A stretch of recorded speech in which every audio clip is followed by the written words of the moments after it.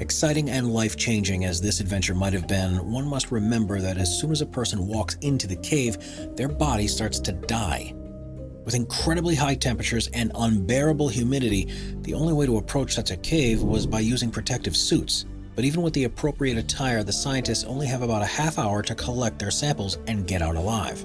George Kourounis, a well-known adventurer and documentary expert, was given the green light to spend only one day at the notorious Crystal Cave. It took the explorer 2 years to finally get the permission needed, but according to the Daredevil, it was worth the wait.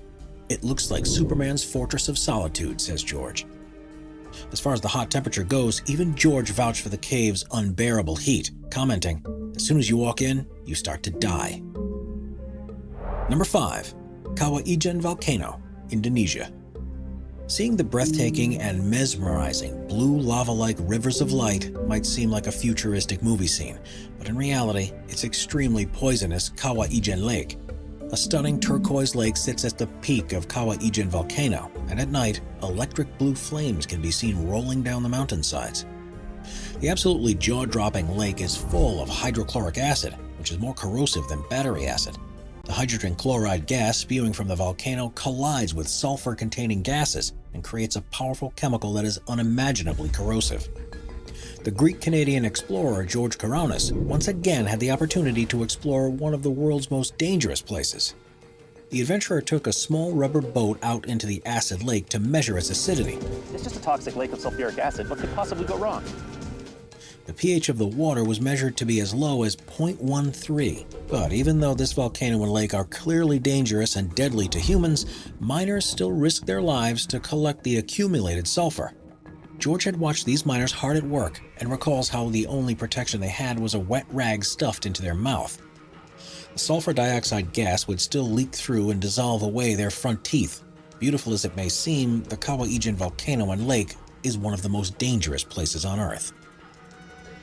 Number 4. Mount Washington, New Hampshire, United States. It's a widely known fact that Mount Everest is not only the tallest mountain in the world, but is also the most dangerous mountain on Earth. And while no other great summit can come close to the incredible height and perplexity of Mount Everest, there's one other mountain in the world that holds a substantial title. Known as the most dangerous small mountain in the world, Mount Washington in New Hampshire is any hiker's worst nightmare. But what exactly makes this peak so hazardous? It's clearly not the height, but the wind. In April 1934, the highest ever wind velocity of 231 miles per hour was recorded on Mount Washington. Even at wind speeds of 60 miles per hour, hiking becomes nearly impossible. Powerful blowing winds and cold weather combine to intensify hypothermia. Freezing temperatures that drop to -40 Fahrenheit and continuous heavy snowfalls make Mount Washington a truly dangerous place to visit. Daredevil hikers who see this mountain as a beatable obstacle do heavy research before starting their unforgettable journey. Meticulous calculations have to be made in order to begin the adventure with appropriate weather. With over 150 recorded fatalities since 1849, it's paramount to embark on such an adventure extremely prepared and organized. Number 3. Lake Nós, Cameroon. The silent but deadly Lake Nós turned out to be much more dangerous than scientists first assumed. Lake Nós, located in Cameroon, Central Africa, seemed like an innocent, beautiful lake, surrounded by small villages. At first glance, no one could expect this quiet, blue, and picturesque lake to be more than just a pool of water. But the narrative changed on one fateful August night.